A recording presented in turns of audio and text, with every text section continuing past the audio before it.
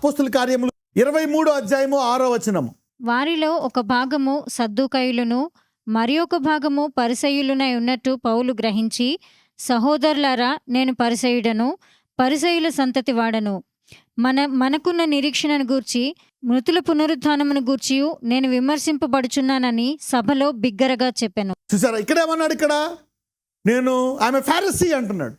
యాక్చువల్గా పరిసయ్యులకు మంచి పేరు ఉందా? కూడా బ్యాడ్ నేమ్. కానీ పరిశుద్ధాత్ముడు ఏమంటాడు? పరిసయ్యుడు అని చెప్పమంటున్నాడు. So he said he's a Pharisee. So the Holy Spirit want to timely give a word.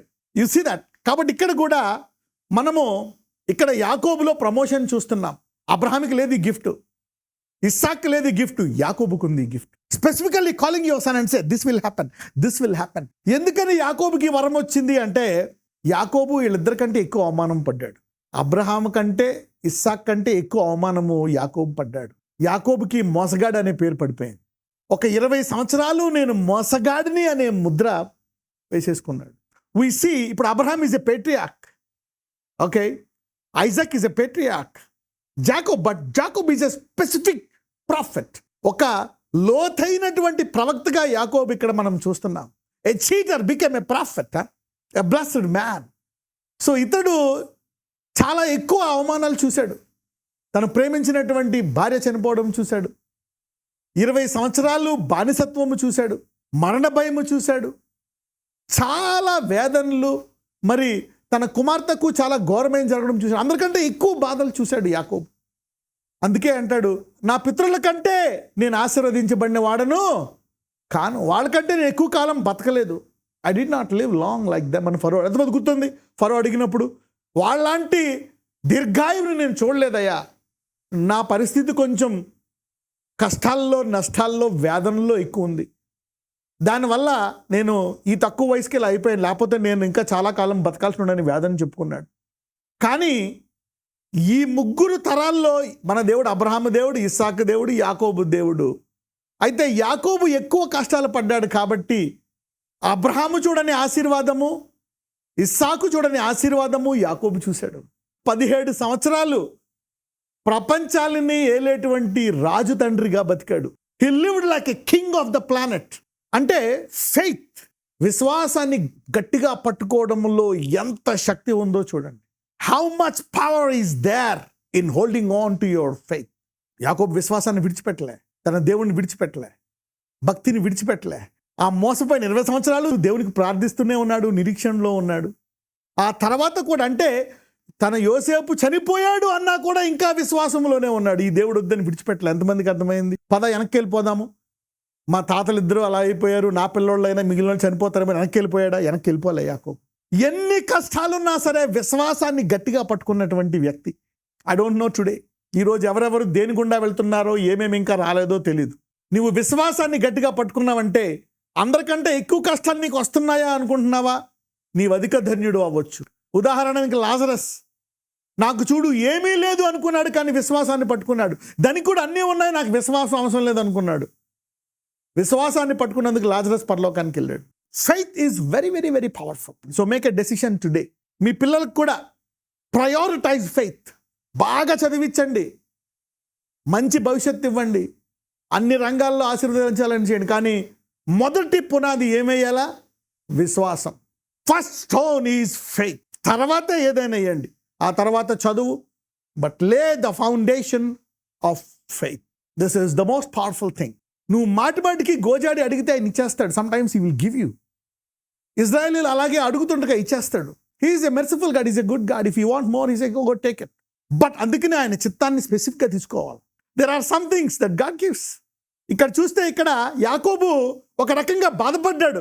నా యొక్క పితరుల అంత ఆయుష్ నేను పొందలే, నా కన్న కొడుకు చనిపోయినటువంటి వేదన నన్ను తినేసింది. కానీ దానికి తగ్గట్టు దేవుడు ఒక్కొక్క కొడుకు భవిష్యత్తు గురించి చెప్పేశాడు ప్రత్యేకంగా. చూసారా, ఏ ఏరియాలో అయితే బాగా బాధపడ్డాడో అదే ఏరియాలో పట్టిచ్చేశాడు దేవుడు. In what area he thought, అతను తెలియలేదు నా కొడుకు గురించి. 20 ఏళ్ళు ఏమైంది నా కొడుకు భవిష్యత్తు? ప్రభువా, నాకెందుకు చెప్పలేదు నాయన 20 ఏళ్ళు బతుకున్నాడని? మరి ఆ కొడుకు నాకు బతుకున్నాడని ఒక మాట తెలుసున్నా ఆనందంగా ఉండేవాడిని కదా. చనిపోయాడని నేను 180 ఏళ్ళు బతికేవాడినేమో.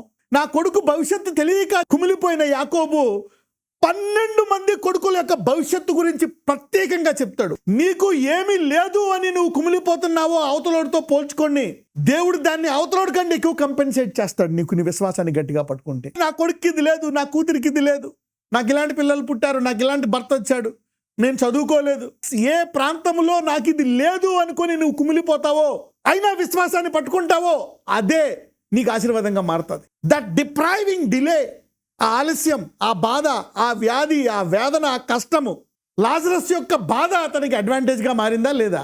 అలాగనే దేవుని చిత్తమా? కాదు. కానీ విశ్వాసాన్ని గట్టిగా పట్టుకోవడం అనేది ముఖ్యం. So we see here Jacob. ఒకసారి వచనం చూద్దాం, 49:1. యాకోబు తన కుమారులను పిలిపించి ఇట్లనెను, మీరు కూడి రండి, అంత్యదినములలో మీకు సంభవింపబో సంగతులను మీకు తెలియజేసేదను. ఒకప్పుడు నా కొడుకు ఏమైపోయాడో అనేది నాకు తెలియదు, నా భవిష్యత్ ఏంటో నాకు తెలియకుండా నేను చాలా గడిగడి గండమంటూ బతికాను. లాభాన్ని చంపేస్తాడా, వీళ్ళు చంపేస్తారా, నేనుంటానా, వాళ్ళు ఉంటానా, tension, what is my life. కానీ ఎన్ని ఉన్నా అలాగే పట్టుకున్నాడు. ఇప్పుడు అతని భవిష్యత్తు తెలుసుకున్నాడు. ఏమంటాడు? తప్పకుండా మిమ్మల్ని దేవుడు అక్కడ తీసుకెళ్తాడు అని చెప్తాడు. మీ అందరి గురించి చెప్తాను రా అంటాడు. అంటే ఫెయిత్, విశ్వాసాన్ని గట్టిగా పట్టుకోవడంలో ఎంత శక్తి ఉందో చూడండి. How much power is there in holding on to your faith. ఈరోజు ఎవరెవరైతే దేని విషయమై నాకు ఇంకా రాలేదు, నాకు సొంత ఇల్లు లేదు, కుమిలిపోతున్నారో, అయినా నీ విశ్వాసాన్ని గట్టిగా పట్టుకున్నావో అవన్నీ కూడా దేవుడు లెక్కపెట్టి ఎవరెవరికైతే ఉన్నాయి నీకు లేవన్నావో దానికంటే నీకు అత్యధికంగా ఆశీర్వాదం ఇవ్వబోతున్నాడు ఆ ఏరియాలో. అంటే ఈ లెక్కన ఫెయిత్ ఎంత పవర్ఫుల్ అండి. అందుకే అంటారు ద మోస్ట్ పవర్ఫుల్ మిరకల్, అన్నిటికంటే గొప్ప అద్భుతం అంటే ఆ దేవుడిని తెలుసుకొని అంతం వరకు పట్టుకోవడం. అందుకే శిష్యులతో అంటాడు, మీకు ప్రవచనాలు, అద్భుతాలు ఎన్ని కాదు, అన్నిటికంటే ముఖ్యం ఏంటంటే అంతం వరకు ఈ నామాన్ని పట్టుకోవడమే పెద్ద అద్భుతం అండి. శిష్యులతో కూడా if you can hold on to this faith till the end, అయినా విశ్వాసాన్ని పట్టుకుంటావో అదే నీకు ఆశీర్వాదంగా మారుతుంది. దట్ డిప్రైవింగ్ డిలే, ఆ ఆలస్యం, ఆ బాధ, ఆ వ్యాధి, ఆ వేదన, ఆ కష్టము అన్ని సమకూర్చి దేవుడు God will use it for your good. నజరేయుడైన యేసయ్య, ఈ వాక్యము ద్వారా నువ్వు అనేకులను ఆశీర్వదించండి. రూబేన్ ఆశీర్వాదాన్ని చూసాం. సిమియోను, లేవి కూడా తుదకు వాళ్ళ ముగ్గురిని కొంచెము కష్టాల్లో వారు జీవిస్తున్నప్పటికీ కూడా తుదకు వారు ముగ్గురు పేర్లు పరలోకంలో రాయబడి. ఇదిగో ఈ వాక్యం విన్న వారందరినీ నువ్వు ఒక్కరు తప్పిపోకుండా అందరినీ పరలోకం తీసుకెళ్తావు నాయన. అయితే ఆ యాత్రలో రూబేన్లా కాకుండా, సిమియోను, లేవిలా కాకుండా యూదాలాగా ఉండేటట్టు కృప దయచేయమని ప్రార్థిస్తున్నామయ్య. Let them be a leader. నీవే ఒక అద్భుతము ద్వారా వారిని దర్శించి ఆ గండము నుంచి బయటికి తీయమని నజరేయుడైన యేసు నామమున ప్రార్థిస్తున్నాము తండ్రి. ఆమేన్.